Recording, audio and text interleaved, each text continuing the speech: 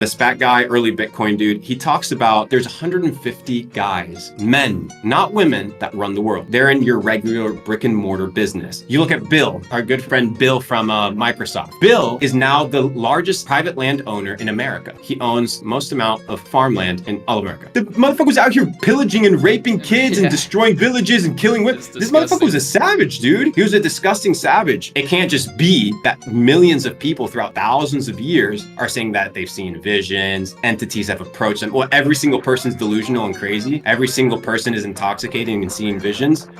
I mean, that's not necessarily the case. I have this saying that says there's no difference between mismanagement and scams. The result is the same, right? So it doesn't matter what your intention is, right? How is the road to hell paved with good intentions? So people can tell you, oh, I have good intentions. Oh, I care. But at the end of the day, it's all about results. Results. The impact of your life is what matters. And I think people play the one side of like, oops. Yeah. Oops. I just lit up this fucking train on fire and just oops. It doesn't matter, right? The consequences are what matters. And I think that regardless of whether it's mismanagement or regardless of whether it's stupidity or fraud or scamming, the outcome is what matters. And unfortunately, the outcome tends to be quite similar when people mismanage for whatever reason or become careless. And there's definitely a part to it. But on the other side is understanding that there's really intelligent people that orchestrate and manage the world. And if you don't think that's the case, then the chances are you're at the bottom of the totem pole. Because I know I'm not at the top of the totem pole. I'm middle of the totem pole. So I know where I can see higher up on the totem pole than you. But at the same time, I can see down where you are. So I'm in a place where like I can see both sides. When you have people with power, and power transcends money, and it transcends followers, it's your ability to control, right? Supply chains, politicians, the narrative, whatever it may be. Control. Power comes with control. There's a few players in the game that run it all.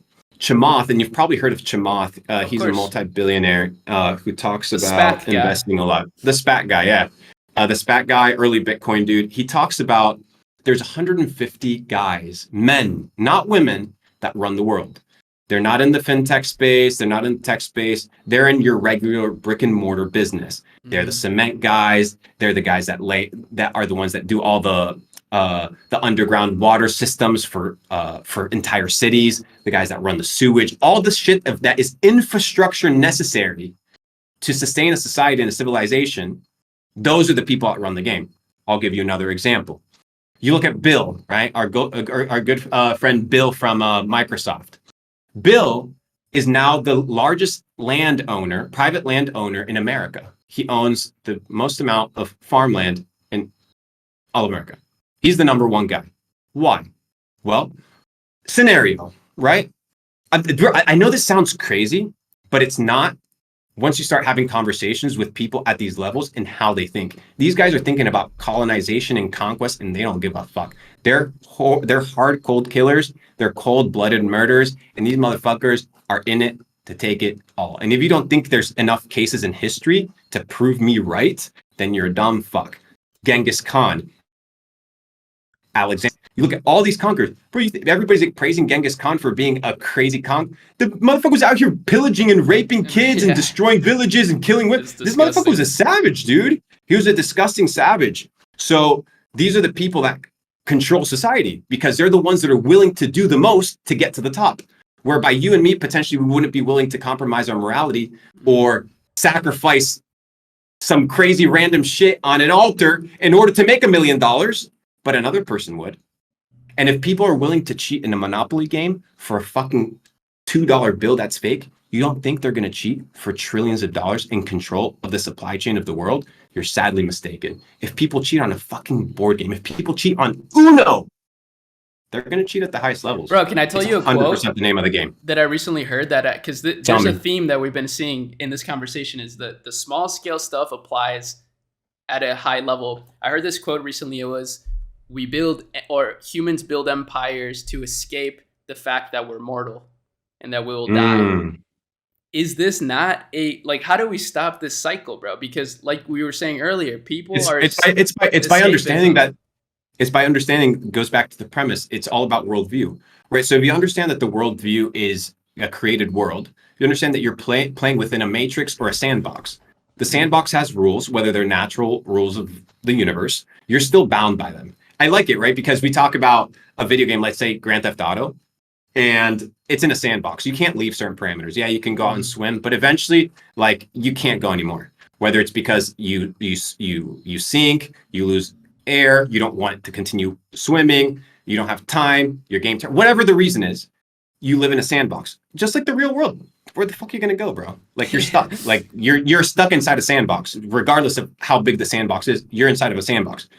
Within that, you also have the concept of, if you have kind of a creationist worldview, this idea of a creator. So if you have a creator, now you have a creation. So you have the creation, which is in this case us, or the people that, or the environment that inherits kind of those attributes.